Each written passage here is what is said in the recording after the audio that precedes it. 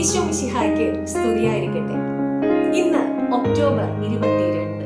ഇന്നത്തെ ദിവസത്തിന് ഒരു പ്രത്യേകതയുണ്ട്. ആ വിശുദ്ധനെയാണ് ഇന്ന് നമ്മൾ പരിചയപ്പെടുന്നത്. വിശുദ്ധ ജോൺ പോൾ രണ്ടാമൻ മാർപ്പാപ്പ. കരോൾ ജോസഫ് വൈറ്റീവ 1920 മെയ് 18 പോളണ്ടിൽ ജനിച്ചു. അദ്ദേഹത്തിന്റെ പിതാവ് കരോൾ പോളണ്ടിലെ ഒരു കര സൈന്യത്തിൽ ലഫ്റ്റനന്റ് ആയിരുന്നു. കരോളിന് 9 വയസ്സുള്ളപ്പോൾ അദ്ദേഹത്തിന്റെ മാതാവ് എമിലിയ മരിച്ചു. അദ്ദേഹത്തിന് ഓർഗ എന്ന ഒരു മൂത്ത സഹോദരിയും എഡ്മണ്ട് എന്ന ഒരു മൂത്ത സഹോദരനും ഉണ്ടായിരുന്നു. അദ്ദേഹം ജനിക്കുന്നതിന് മുൻപ് തന്നെ ഓർഗ മരിച്ചു. ഒരു ഡോക്ടർ ആയിരുന്ന എഡ്മണ്ട് സ്കാർലറ്റ് രോഗം ബാധിച്ച് 1932 മരണമടയുകയുണ്ടായി. കരോൾ പഠനത്തിൽ വളരെ മിടുക്കനായിരുന്നു. അഭിനയത്തിലും അദ്ദേഹം സമർത്ഥനായിരുന്നു.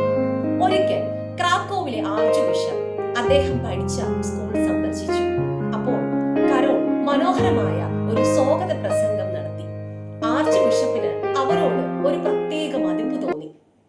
തനിക്ക് പുരോഹിതനാകാൻ താല്പര്യമുണ്ടോ എന്ന് കരോളിനോട് ചോദിക്കുകയും ചെയ്തു. എന്നാൽ കരോളിന്റെ താല്പര്യം അഭിനയത്തിലും നാടകത്തിലും ആയിരുന്നതുകൊണ്ട് അദ്ദേഹം നിരാശനായി. ഹൈസ്കൂൾ പഠനം പൂർത്തിയാക്കിയതിനു ശേഷം കരോൾ 1938 ക്രാക്കോവിലെ ജാഗിയെല്ലോനിയൻ സർവകലാശാലയിലും ഒരു നാടക വിദ്യാലയത്തിലും ചേർന്നു. ഈ സമയത്ത് ജർമ്മൻകാർ പോളണ്ട് ആക്രമിച്ചു കീഴടക്കി. സർവകലാശാല അടച്ചുപൂട്ടി. അതുകൊണ്ട് കരോൾ ഒരു ഖനിയിൽ കല്ലുവെട്ടുകാരനായി ജോലി ചെയ്യാൻ പോയി. അതിനുശേഷം ഉപജീവനത്തിനു വേണ്ടിയും ജർമ്മനിയിലേക്കുള്ള നാടുകടത്തൽ ഒഴിവാക്കാൻ വേണ്ടിയും സോൾവേ കെമിക്കൽ ഫാക്ടറിയിൽ ജോലിക്ക് ചേർന്നു. യുവാവായിരുന്ന കരോളിന് സുന്ദരിയായ ഒരു സ്നേഹിതയുണ്ടായിരുന്നു. എന്നാൽ ക്രമേണ താൻ പുരോഹിതനാകാനാണ് വിളിക്കപ്പെടുന്നതെന്ന് അദ്ദേഹത്തിന് സ്വയം തോന്നി. അതുകൊണ്ട് അദ്ദേഹം അവളോട് വിട പറഞ്ഞ് ക്രാക്കോവിലെ രഹസ്യ സെമിനാരിയിൽ ചേർന്നു. അദ്ദേഹത്തെ കർദിനാൾ ആഡം സാപ്പിയേഹ തന്റെ സ്വകാര്യ ചാപ്പലിൽ വെച്ച് വൈദികനായി അഭിഷേകം ചെയ്തു. പിന്നീട് അദ്ദേഹം ഉന്നത പഠനത്തിന് റോമിലേക്ക് അയക്കപ്പെട്ടു. ഡോക്ടർ ബിരുദം നേടിയതിനു ശേഷം അദ്ദേഹം ക്രാക്കോവിലെ സെന്റ് ഫ്ലോറിയൻസിൽ ഒരു അസിസ്റ്റന്റായി നിയമിക്കപ്പെട്ടു. സർവകലാശാല വിദ്യാർത്ഥികൾക്കും ആരോഗ്യ പ്രവർത്തകർക്കും അദ്ദേഹം ഒരു ചാപ്ലിനായിരുന്നു. അദ്ദേഹം ക്രാക്കോവിലെ മേജർ സെമിനാരിയിൽ പഠിപ്പിച്ചു. ലുബിനിലെ കത്തോലിക്ക സർവകലാശാലയിൽ അദ്ദേഹം തത്വശാസ്ത്ര അധ്യാപകനായിരുന്നു. അവിടെ അദ്ദേഹം ചെയർ ഓഫ് എത്തിക്സിന്റെ ഡയറക്ടറായി. വർഷങ്ങൾ കടന്നുപോയി. 1958 കരോൾ മെത്രാനായി. 1967 ഒരു കർദിനാളുമായി. ജോൺ പോൾ ഒന്നാമൻ മാർപ്പാപ്പയുടെ മരണശേഷം ദൈവ തിരുമനസ്സായി കാണപ്പെട്ടതുപോലെ 1978 അദ്ദേഹം മാർപ്പാപ്പയായി തെരഞ്ഞെടുക്കപ്പെട്ടു. അപ്പോഴായിരുന്നു അദ്ദേഹം ജോൺ പോൾ രണ്ടാമൻ എന്ന പേര് സ്വീകരിച്ചത്. മാർപ്പാപ്പ എന്ന നിലയിൽ ജോൺ പോൾ രണ്ടാമൻ 129 രാജ്യങ്ങൾ സന്ദർശിച്ചു. ഒരു പുതിയ രാജ്യത്ത് കാലുകുത്തുമ്പോൾ അദ്ദേഹം അവിടെ ഭൂമി ചുംബിക്കുമായിരുന്നു.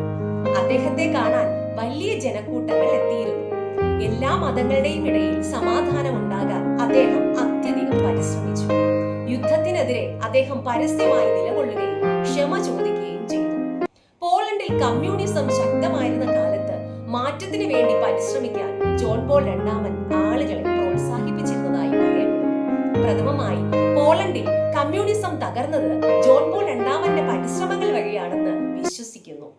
അനേകം ആളുകൾ അദ്ദേഹത്തെ സ്നേഹിച്ചു. അദ്ദേഹത്തിന് എതിരായിരുന്നവരും അദ്ദേഹത്തെ കൊല്ലാൻ ആഗ്രഹിച്ചവർ പോലും അദ്ദേഹത്തിന്റെ സ്നേഹിതരായി മാറി. 1981 മെയ് 13 വിശുദ്ധ പത്രോസിന്റെ ചത്തുരത്തിൽ വെച്ച് അലി അഗ്ഗ 4 തവണ അദ്ദേഹത്തെ വെടിവെച്ചു. എന്നാൽ അദ്ദേഹം അവയെ അതിജീവിച്ചു. പരിശുദ്ധ അമ്മയാണ് തന്നെ സംരക്ഷിച്ചതെന്ന് അദ്ദേഹത്തിന് ഉറപ്പുണ്ടായിരുന്നു. പിന്നീട് പല അവസരത്തിൽ അദ്ദേഹം ജയിലിൽ ചെന്ന് അലി അഗ്ഗയെ നേരിട്ട് കണ്ട് അയാളോട് ക്ഷമിച്ചിട്ടുണ്ട് എന്നറിയിച്ചു. ഫിലിപ്പീൻസ് സന്ദർശന വേളയിലും അദ്ദേഹത്തെ വധിക്കാൻ മറ്റൊരു ഭീകര സംഘടന ആഗ്രഹിച്ചിരുന്നു. എന്നാൽ ഗൂഢാലോചന കണ്ടുപിടിക്കപ്പെടുകയും അക്രമികളെ പിടികൂടുകയും ചെയ്തു.